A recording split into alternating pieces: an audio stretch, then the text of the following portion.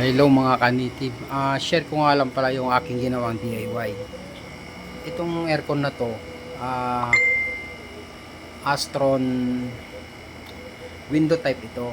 Kaso yung may-ari ng apartment ayaw niya mag sa bintana.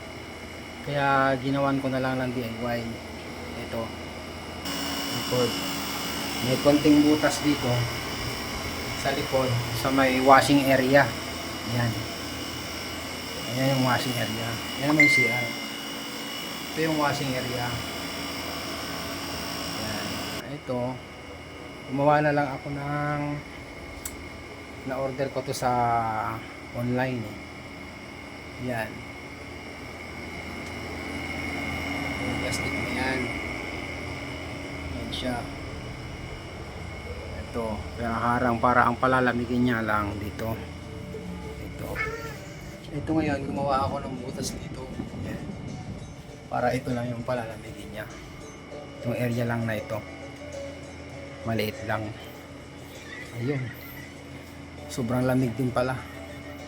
Pag ginawan mo ng paraan. So, ito lang mga kanitib.